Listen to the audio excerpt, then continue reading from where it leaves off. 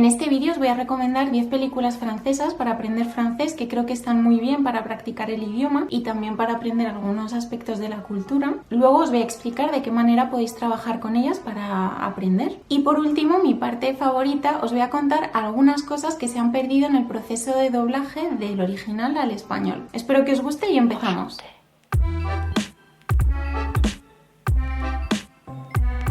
He ordenado las películas de menor a mayor nivel de dificultad, así que dependiendo un poco del punto en el que estéis con el francés, podéis saber por dónde empezar. Luego, para poder verlas, he estado mirando un poco, cada una está en una plataforma distinta. En algunas plataformas podéis encontrar varias, pero como es algo que cambia con el tiempo, os dejo que lo miréis si os interesa alguna. Y lo único que he encontrado una web que se llama justwatch.com, en la que pones el título de la película que quieras y te dice en las distintas plataformas en las que está disponible. Así que si no encontráis alguna de las películas que os recomiende, podéis mirar ahí o empezar por esta web directamente. Se encuentran bastante fácil de todas formas. Y ahora ya sí, vamos allá.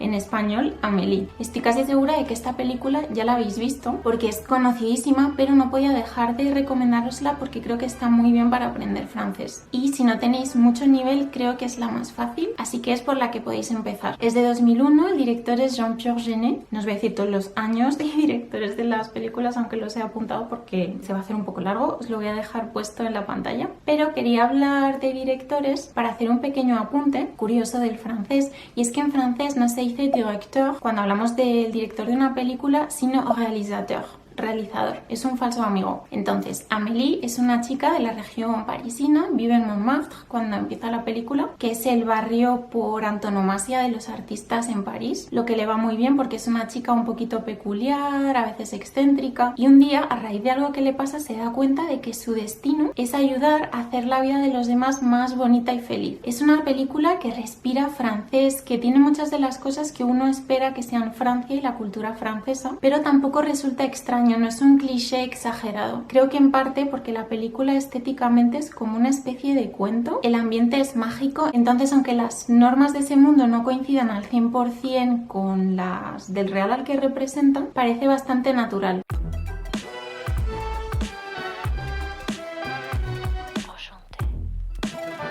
En España se tradujo como Intocable y en América Latina como Amigos Intocables. Trata sobre la relación de amistad que se forma entre Philippe, un hombre aristócrata, se ha quedado tetrapléjico hace un tiempo, y Driss, el hombre al que contrata para ocuparse de él. Son en casi todo completamente opuestos. Philippe es un hombre culto, poco natural, poco espontáneo, le cuesta dejarse llevar, tiene intereses muy refinados, le encanta por ejemplo la música clásica, y Driss es gamberro, súper espontáneo, divertido, rompe muchas veces las convenciones sociales y tiene otro tipo de conocimientos que no se consideran cultos, pero que también son interesantes. Ese contraste en sus personalidades hace que se aporten muchísimo el uno al otro. Es una película a ratos divertida, a ratos dramática, esperanzadora, refleja los muchos matices que a veces pueden tener las cosas y está basada en hechos reales.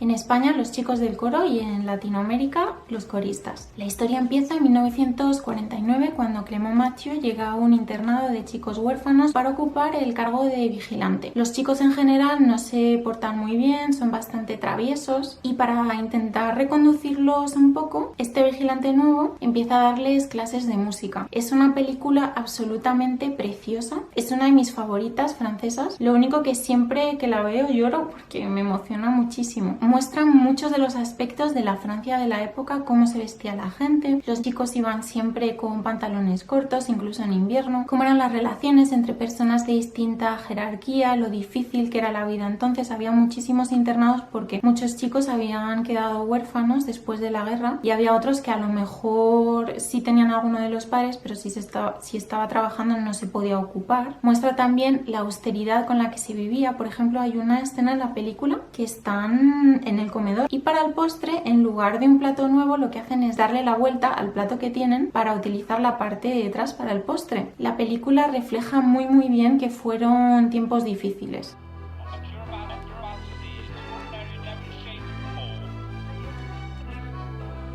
En español, Coco antes de Chanel o Coco de la rebeldía a la leyenda de Chanel. Es la biografía de Gabrielle Chanel antes de convertirse en la mujer que hoy es historia. La actriz que hace el papel es Audrey Tautou, la protagonista de Amélie, y la película muestra sus inicios, que fueron humildes, los primeros trabajos que hizo, cómo conoce a Etienne Balzon, un militar criador de caballos de familia adinerada que más tarde la ayuda a montar su negocio de modista. Y la película es bastante fácil de seguir, lo único que el actor que hace Etienne Balzon es Benoît Poelvoorde, no sé si se pronuncia así, es belga, y a veces habla un poquito rápido, así que cuesta entenderle, pero en general se comprende bien. La película es muy interesante y cuenta cómo surge el apodo de Coco, por el que se conoce tanto a Chanel. Ayuda a comprender de dónde surge la mujer en la que se convirtió y también muestra la Francia de finales del siglo XIX, principios del XX, en el ambiente burgués, las fiestas que hacían, las salidas por el campo, las carreras de caballos, cómo se vestían las mujeres y lo que le parece a Chanel, que fue algo al final fundamental y que cambió por completo la forma de vestir de las mujeres.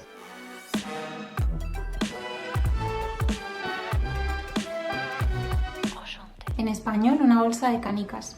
En 1942, durante la ocupación nazi en Francia, dos hermanos, Maurice y Joseph, se tienen que separar de sus padres y sus dos hermanos mayores para intentar llegar al sur, que es la zona aún libre de Francia. Es una adaptación del libro autobiográfico de Joseph Joffo, es una de todas esas historias de la guerra, de todo el sufrimiento que vivieron algunas personas. La película es muy bonita, es un poco dura a veces, pero también tiene momentos bonitos, divertidos incluso, y merece la pena verla para conocer un poco cómo se vivió esa época en Francia, lo que vivieron los judíos franceses, cómo se los perseguía, y también, así a grandes rasgos, del francés de la época, el que resistía como podía y ayudaba aunque fuera a escondidas, y también el que colaboraba y denunciaba a otras personas. Que bueno, también habría franceses que intentaban pasar desapercibidos lo más posible para no meterse en problemas, pero estos dos perfiles en la película como que destacan mucho.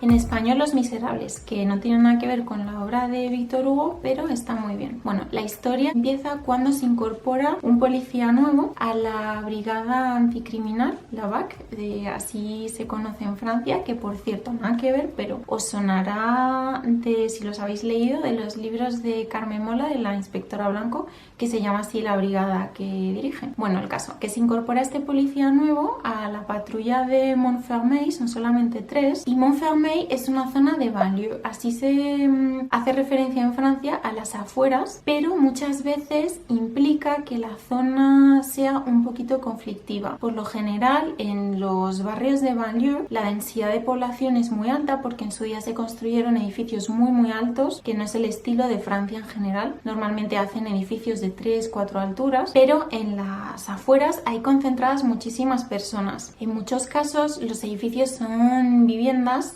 sociales, allí se llaman habitation à loyer modéré, vivienda de alquiler moderado, y esto genera un ambiente en el que conviven muchísimas personas de orígenes distintos, en muchos casos sin muchos recursos económicos, y suelen ser zonas en las que se vive cierta tensión. Os cuento esto porque es muy importante en la película este contexto, porque todo lo que sucede, bueno, es que ni siquiera pasaría en otro sitio porque no se darían estas circunstancias. Entonces, esta patrulla, enseñándole un poco al nuevo cómo es un día en la zona en la que trabajan, se encuentran con que hay un conflicto entre unos feriantes que pasan por allí con un circo y unos chicos del barrio. Toda la película gira en torno no solo a lo que pasa, sino también a cómo se comportan unos y otros y cómo reaccionan ante la situación que se está dando. Esta película está muy bien porque muestra esa faceta de Francia que no es tan conocida, de la que no se habla tanto fuera, porque esto no es un caso aislado del que se habla en la película, sino que es algo bastante común. Estos barrios en los que hay cierta tensión, que es uno de los mayores problemas sociales que hay en Francia y es muy difícil de resolver. Y también está muy bien para aprender un habla un poco más coloquial.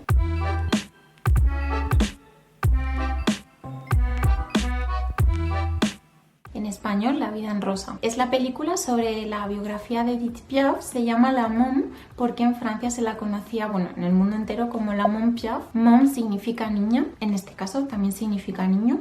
Y Piaf, que se me había olvidado decíroslo, es gorrión. Y la historia es tan increíble que si no hubiese sido real, en muchos momentos de la película dirías, sí, venga, ¿cómo va a ser eso? Tuvo de verdad una vida de película, digna de ficción. Ya me diréis si la veis, si no la habéis visto todavía. El papel lo interpreta Marion Cotillard, ganó un Oscar por él, de hecho. Es impresionante la actuación que hace y lo bien que consigue no solo reproducir, aunque a su manera, su forma de hablar, sino también sus gestos, posturas, la forma en la que mueve el cuerpo. Si veis alguna entrevista de Edith Piaf, ahí en YouTube unas cuantas, después de haber visto la película, vais a alucinar porque lo hace muy bien. También para aprender francés os recomiendo que veáis alguna entrevista de ella. Y además yo creo que ver algo de otra época es muy interesante. Creo que es una de las grandes suertes que tenemos en este momento en el que vivimos, en esta época, y es que tenemos acceso a casi cualquier cosa que queramos, a cualquier libro, película, programa de radio de hace poco o de hace 80, 50 años, los que sean. La forma que tenía de hablar Edith Piaf precisamente era un poquito peculiar, entonces a veces no es tan fácil de entender, pero presenta también un pequeño reto si ya sabes un poco de francés. Y por cierto, Edith Piaf era de los faubourgs, que era la banlieue entonces, en los años 30, 40, aunque el término es anterior también.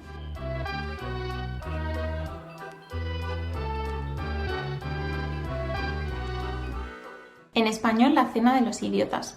Todos los miércoles se reúne un grupo de amigos para cenar y la cosa es que cada uno de ellos tiene que llevar un tonto, un idiota, que no sabe qué lo es, y el que lleve al tonto más tonto gana. El día en el que transcurre la película, Pierre Brochon, uno de los amigos, ha encontrado al tonto por excelencia, al número 1, François Pignon. Es un hombre al que le gusta hacer miniaturas con cerillas. Da muchísima ternura. Por supuesto, no es tonto, es solo lo que Pierre piensa. Pierre está contentísimo porque cree que va a ganar, claro, y va a impresionar a sus amigos. Es una peli divertidísima, es mi película favorita francesa, me encanta, es de verdad buenísima, no puedes dejar de reír, es una locura. A veces es un poquito difícil de entender porque tiene bastantes juegos de palabras, pero si ya sabéis un poquito francés, yo creo que se puede seguir bastante bien. Son momentos puntuales, no todo el rato tampoco. Y luego, otra cosa que está muy bien es que como que hace una pequeña representación de cómo era la gente adinerada en los años 90. Casi toda la película se desarrolla en el apartamento de Pierre, que está decorado así con el lujo de esa época. Es un poquito kitsch y se ve la Torre Eiffel a 1 metro de la ventana, que le da un toque ahí como un poquito ridículo porque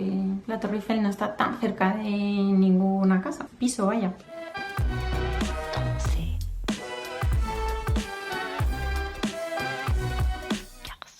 En español, Un profeta. Malik El Jebna, un chico de 19 años, entra en prisión, tiene que cumplir una condena de 6 y al principio es presa fácil porque no tiene grupo. Al final acaba por circunstancias en el grupo de los corsos, que están bastante bien organizados, no tienen muchos escrúpulos, es como una mafia, pero nunca le terminan de aceptar porque él no es corso y los árabes de la cárcel como que recelan de él por haberse ido con los corsos, entonces está en tierra de nadie. Es una película buenísima, un poco dura pero emocionante también y muy interesante. A veces es un poco difícil de seguir porque a lo mejor son acentos a los que no estamos muy habituados, por ejemplo hablan con acento árabe, también corso, en otros momentos hablan directamente en corso, aunque bueno, eso está subtitulado, y luego el habla es bastante coloquial, aunque está muy bien para aprender palabras nuevas, pero eso puede dificultar un poquitín la comprensión. En general se entiende bien, no os preocupéis que no es tan difícil, pero bueno, que tiene esas cositas.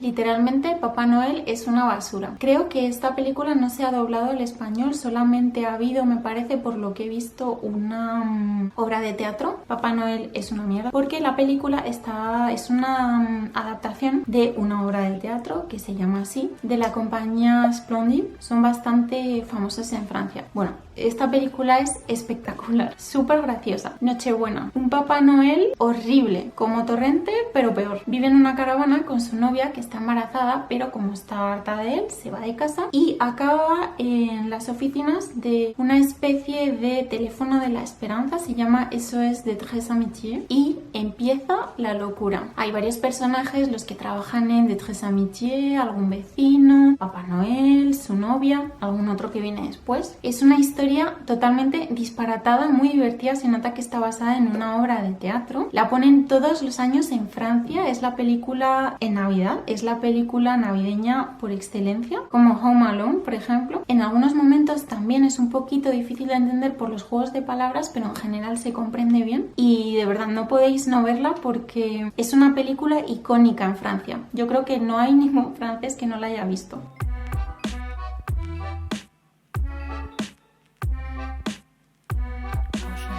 En español, Bienvenidos al Norte, que por cierto, esta es la película número 11, la bonus track, porque siempre que os hago una lista de lo que sea me gusta poner uno de más. Bueno, la película trata sobre un funcionario de correos al que destinan al norte de Francia como castigo. Ha intentado trampear para que lo destinasen a una ciudad que él quería con su familia y por eso lo mandan allí. El norte de Francia tiene como un poquito de mala fama.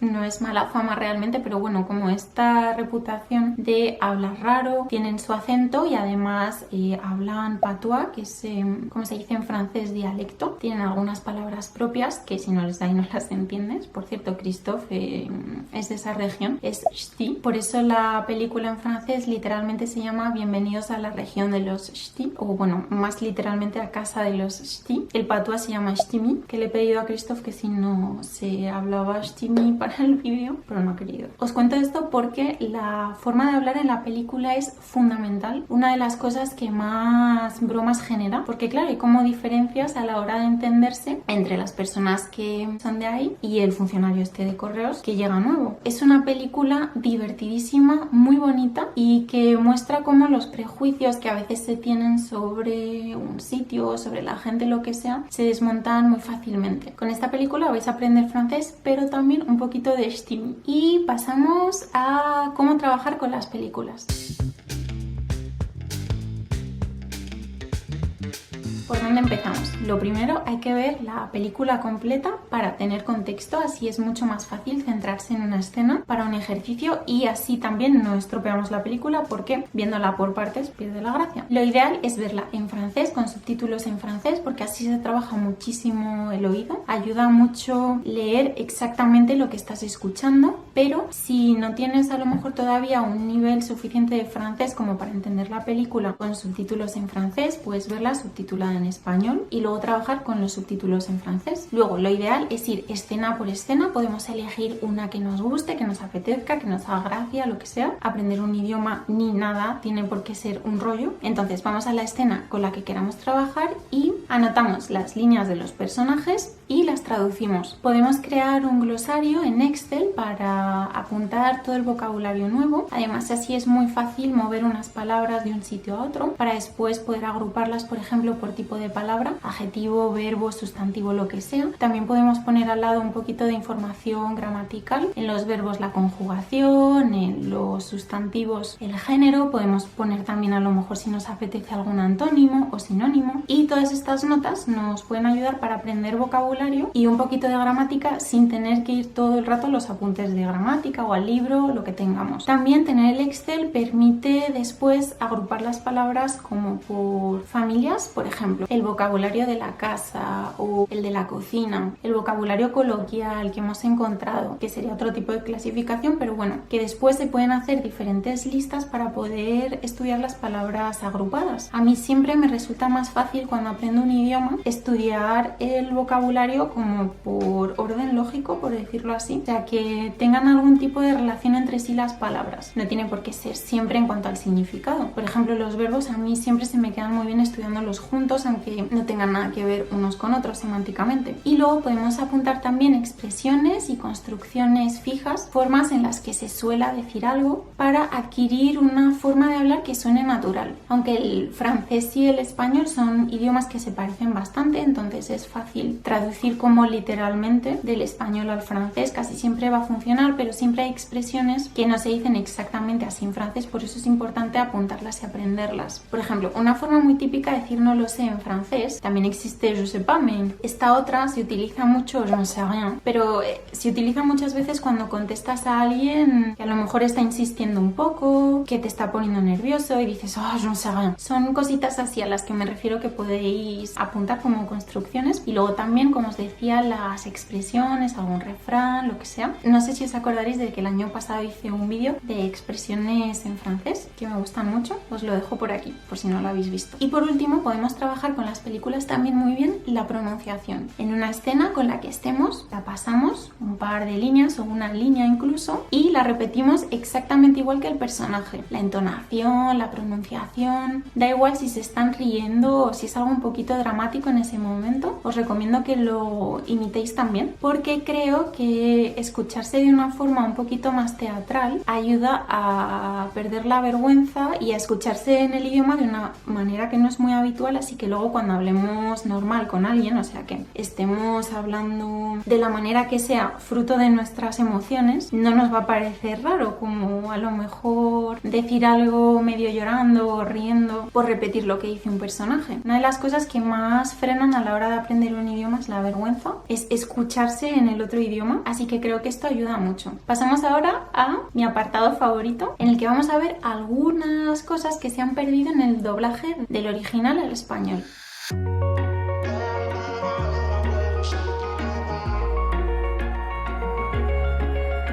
He titulado esta sección Lost in Translation en honor a la película de Sofía Coppola, seguramente la hayáis visto, y porque me parece que expresa muy bien esta idea. Un pequeño apunte antes de empezar, y es que algo se pierda en una traducción no significa necesariamente que la traducción no sea buena, porque cuando traduces algo hay muchísimas cosas que tener en cuenta. Por ejemplo, en los vídeos, en los textos audiovisuales, hay muchísimas restricciones de tiempo y de espacio. Por ejemplo, una de las mayores dificultades en el doblaje es que la traducción de las líneas tiene que coincidir en tiempo al tiempo durante el cual está hablando el actor, en el que está moviendo los labios, y cuando los planos son cortos también hay que ajustar la traducción al movimiento de los labios para que no resulte raro. Y luego tampoco se pueden hacer anotaciones si se ha perdido algo cultural o lo que sea. Os voy a hablar de cosas que se han perdido en 5 de las películas de las que hemos hablado. Empezamos por Amélie. Está Amélie como hacia el minuto 20 de la película visitando a un matrimonio y la mujer le dice a Amélie: Vous avez vu dans quel état il a mis Mélorguier? Oui, bah quoi? Avant qu'on ait l'épicerie, il était poinçonneur dans le métro. Eh ben, y a voilà pas de que honte. depuis 3 mois, il se lève toutes les nuits avec sa machine à poinçonner pour aller faire des trous dans Mélorguier. Os leo el doblaje en español. ¿No ha visto cómo me ha puesto el laurel? Antes de tener la tienda era revisor del metro. Resulta que desde hace 3 meses se levanta todas las noches con su perforadora y me agujerea todos los laureles. Y el marido dice... Bah, j'aurais préféré des lilas, la vie est mal faite. Y en español dice: habría preferido que te dedicaras a cultivar lilas, la vida es injusta. Se ha traducido casi literalmente lo que dicen los personajes en la versión original, pero ¿qué pasa? Que esto está haciendo referencia a una canción de Serge Gainsbourg, se llama Le Poinçonneur de Lilas. Es una canción súper famosa, salió en 1958, sobre un revisor del metro de la Puerta de Lila, Porte de Lila, en París. Por eso dice el hombre que habría preferido lilas, porque está haciendo referencia a esa estación de metro. Y luego tiene un estribillo muy famoso que es: Je fais des trous, des petits trous, encore des petits trous, toujours des trous, porque habla de eso, de que está siempre agujereando los tickets de metro. Tenéis que escucharla, es muy buena. Entonces, está haciendo referencia a esta canción, pero como en España no hay ninguna canción equivalente, no se ha podido traducir por esa canción para que se entienda la referencia. Y claro, al no tener algo similar, como la gente por lo general no conocerá esta canción francesa, pues esa broma se ha perdido. Y luego también en Amélie, en otro momento, está ella en casa de un vecino que le ofrece un petit vin chaud avec des spéculoos. Merci. Un vino caliente con spéculoos, que son unas galletas belgas deliciosas. Son típicas de Navidad, pero ahora se comen todo el año. En Francia son súper conocidas, pero en España no se llaman así. Estas galletas las tenemos, pero se llaman Lotus. No sé si las habréis comido alguna vez. Tenéis que probarlas cuanto antes porque están buenísimas. Ah, y no creáis que se me ha olvidado que os debo todavía la receta del tiramisú de spéculoos, que por cierto, ¿sabéis cómo se llama? Tiramisú, sti o algo así, porque una de las partes de Francia donde más se toman estas galletas es en el norte por influencia belga. Las venden más marcas, no solo Lotus. Por ejemplo, en la tienda donde vamos a comprar nosotros el queso, los quesos de la Meli tienen unas así que son como artesanas súper buenas. Y el caso, que como aquí esas galletas no se conocen tanto, se ha traducido como vino caliente con deliciosas galletitas. Está bien porque le da deliciosas galletitas, pero los spéculoos tienen algo así como que hace pensar en el hogar, en algo muy rico. No es exactamente igual, pero es como si hablásemos aquí de galletas María, aunque no tiene nada que ver la galleta, pero me refiero que implica mucho más que una simple galleta. Entonces, claro, ese matiz que tiene el original se pierde totalmente en el doblaje. Luego, en Intouchable hay una escena en la que están saliendo de casa Philippe y Driss en el coche y, bueno, se encuentran con alguien. Es que no os quiero contar así mucho en detalle tampoco porque no os quiero estropear ninguna película si no la habéis visto, pero entonces se encuentran con alguien y Driss le dice: Bonjour, ça va? Quoi? Ça te dérange pas, Patrick Juvet, tu veux un café? Y eso se ha traducido como: hola, ¿qué tal? Perdona, Robert Redford, ¿quieres un café? ¿Qué pasa? Que la persona con la que está hablando se parece a Patrick Juvet, que es un cantante suizo muy conocido en Francia. Su corte de pelo es como muy característico de él. Que en España Patrick Juvet no es conocido. Esto, por cierto, no sé cómo se ha traducido en la versión para Latinoamérica. Para esta comparación de traducciones he mirado siempre la versión para España, entonces no sé si a lo mejor esto pueda ser distinto. Lo más similar que en ese momento han encontrado que les ha parecido que transmite esa idea es Robert Redford, y la verdad es que sí. Tiene también ese pelo un poquito parecido, lo tuvo en un momento como a Patrick Juvet y se parece al personaje al que le hice esto Driss. Lo único que se pierde una pequeña cosita que no es que sea muy importante, pero dice: Je te dérange pas, Patrick Juvet, tu veux un café. Es como que rima, ¿no? Juvet con café, por eso es gracioso. Además que en ese contexto no pega que le ofrezca un café. Y entonces en el doblaje como que lo del café puede sonar un poquito raro a lo mejor, pero ya encontrar algo que rimase con Redford no se me ocurre qué podría haber sido, la verdad. ¿Se os ocurre algo que rimase? Si lo encontráis, dejadmelo en comentarios. Luego, en los chicos del coro, los coristas, uno de los niños empieza a cantar. Bueno, están haciendo ahí como un casting con Clément Mathieu, el vigilante, que les empieza a dar clases de música. Y el niño empieza a cantar una canción: Maréchal, nous voilà. Y el profesor le dice: ¿quién te ha enseñado eso? El niño contesta: mi abuelo. Y el profesor responde en francés: Un peu démodé. Bon, à gauche. Y en la versión en español está un poco anticuado. Parece que está diciendo que le suena como a canción antigua de cuando el abuelo era joven y tal. Pero ¿qué pasa? Que esta canción, no sé si os acordáis, pero estamos en 1949, después de la Segunda Guerra Mundial, unos años. Y esta canción era una oda al Maréchal Pétain, que fue el presidente que le entregó Francia a Alemania durante la Segunda Guerra Mundial porque pensaba que todo estaba perdido. Entonces parece que está hablando como algo de hace muchos años, que es antiguo, que ha pasado de moda, pero en realidad el profesor, cuando le dice ese un peu démodé, está pasado de moda, también está haciendo referencia al hecho de que es una ideología que ha quedado obsoleta, porque en ese momento, unos años después del final de la guerra, se considera que Pétain fue colaborador de los alemanes, que por cierto en francés a los colaboradores se los llamaba collabo. En Coco avant Chanel, Coco antes de Chanel, hay una escena en la que está ella con Etienne Balzon, el hombre que la ayuda, y un amigo de él con el que también trabaja, que lo ayuda en los negocios y tal, y tienen ahora los dos hombres una reunión con otro al que le quieren comprar un caballo, que el amigo es británico y con el que van a tener la reunión también. Etienne sale un momento, el otro le dice que espere y le dice que no deje de venir, algo así, porque Parce que je parle anglais comme une vache espagnole. literalmente porque hablo inglés como una vaca española. ¿Qué pasa? Que esa expresión no existe así tal cual en español. Suena muy graciosa. Os hablé de ella en el vídeo de las expresiones en francés, no sé si os acordaréis. Y eso se ha doblado como porque en mi inglés es macarrónico. Que bueno, queda bien porque suena un poquito antiguo y como la película es de más o menos principios del siglo XX, no extraña, pero no suena tan gracioso en ese contexto como lo de la vaca española, porque además es que van a ver a uno que vende caballos. Y ya para terminar, con Le Dîner de Con, no podía ser otra peli porque es mi favorita, La Cena de los Idiotas. Un juego de palabras infinito que yo creo que era muy difícil haberlo traducido mejor, que no llega a transmitir exactamente lo que pasa en el original, pero es que era súper complicado. Entonces, la escena, están los dos que os había dicho, protagonistas, a punto de llamar a alguien por teléfono porque quieren averiguar una cosa. Es Pierre el que lo quiere saber, pero como la persona a la que llaman lo conoce, no se puede poner, así que le está dando instrucciones a François de qué es lo que tiene que decir. Entonces, François le pregunta que cómo se llama la persona a la que van a llamar para dirigirse. Y Pierre le dice: Il s'appelle Juste Leblanc. literalmente se llama Juste Leblanc. Y contesta François: Ah bon, il a pas de prénom.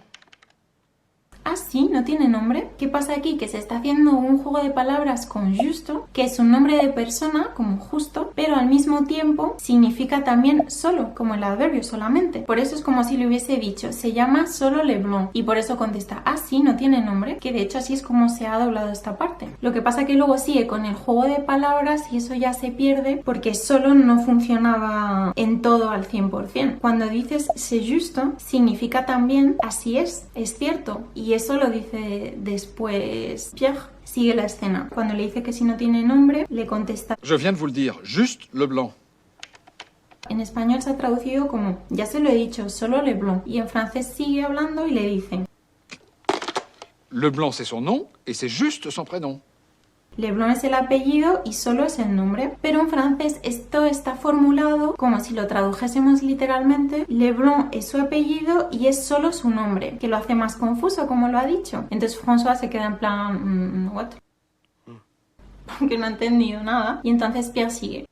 Monsieur Pignon, votre prénom à vous, c'est François, c'est juste? Señor Piñón, y es lo que os decía de C'est Juste, porque ya lo termina de liar. Su nombre es François, ¿no es así? Lo han doblado como... Su nombre es François, ¿cierto? Sí, contesta, oui. Eh ben lui, c'est pareil, c'est juste. Y lo han doblado como, pues el de Leblanc es solo. La confusión no es tan enorme como en el original y además solo no es realmente un nombre. Lo que pasa es que de verdad que esto era súper difícil, no sé ni siquiera si he conseguido explicarlo porque es un jaleo. Bueno, pues hasta aquí este vídeo, como siempre espero que os haya gustado muchísimo. Si es así, dadle a like, contadme en comentarios cuál es vuestra película favorita francesa, a lo mejor alguna de la lista, estoy segura de que habéis visto más de una. Contadme también si tenéis también alguna otra manera de trabajar con películas para la gente que lee los comentarios, que esté aprendiendo francés. Y os mando un beso enorme. Nos vemos muy pronto en el próximo vídeo.